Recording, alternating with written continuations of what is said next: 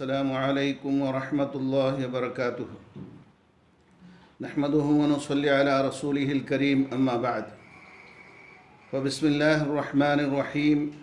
عن ابي هريرة رضي الله تعالى عنه قال قال رسول الله صلى الله عليه وسلم من زرعه القيء فليس عليه قضاء ومن استقى عمدا فليقضي رواہ ابو داود والترمذی واحمد وابن ماجہ۔ محترم بھائیوں اور بزرگوں، میری مائیوں اور بہنوں، پیارے بچوں، الحمدللہ آج ہم دوسرے روزے سے گزر رہے ہیں۔ اللہ رب العالمین کا شکر و احسان ہے کہ اس نے ہمیں یہ ماہ مبارک عطا فرمایا۔ اللہ تعالیٰ سے دعا ہے کہ رب العالمین ہم سب کے گھروں میں رحمت نازل فرمائے اور کرونا جیسی بدترین وبا اور بیماری سے محفوظ فرمائے۔ آج کے درس میں وہ کون سی چیزیں ہیں جن سے روزہ فاسد ہو جاتا ہے، باطل ہو جاتا ہے، ٹوٹ جاتا ہے اور اس پر قضا لازم آتی ہے۔ جو حدیث میں نے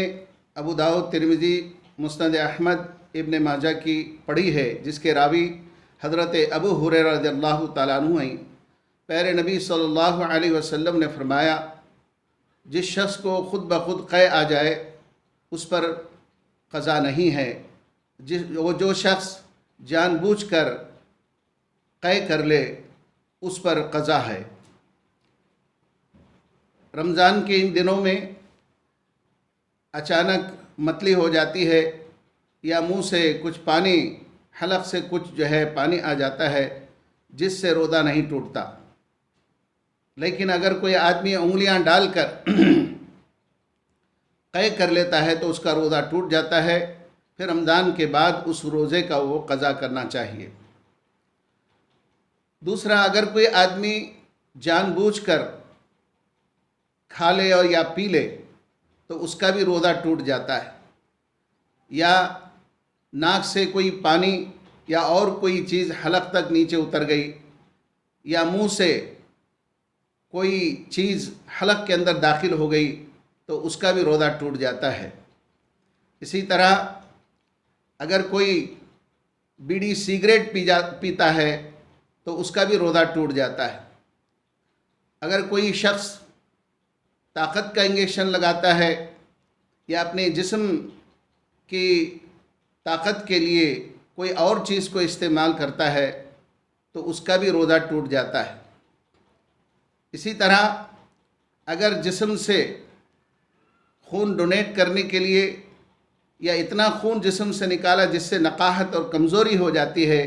تو اس کا بھی روزہ ٹوٹ جاتا ہے، تو اس صورت میں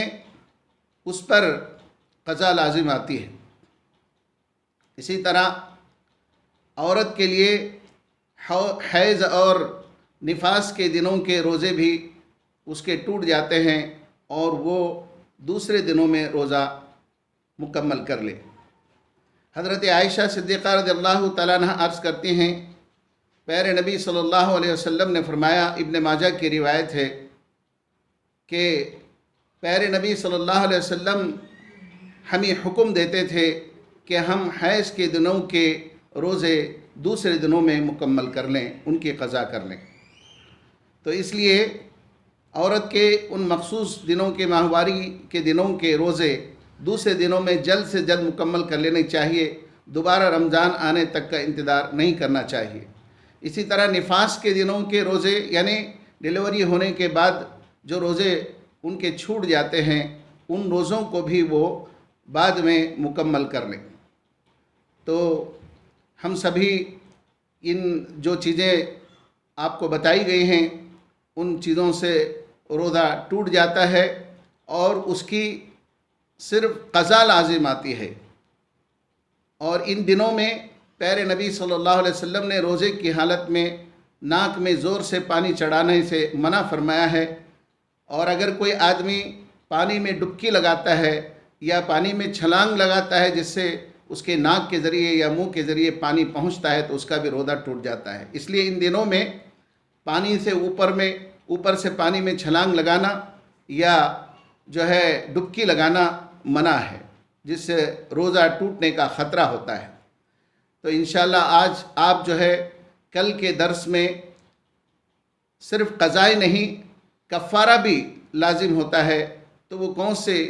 سا عمل ہے جس سے قضاء کے ساتھ ساتھ کفارہ بھی لازم ہوتا ہے، انشاءاللہ آپ کل کے درس میں سنیں گے۔ اللہ رب العالمین سے میں دعا کرتا ہوں کہ اللہ تعالی ہم سب کے روزوں کی حفاظت کی ہمیں توفیق عطا فرمائے۔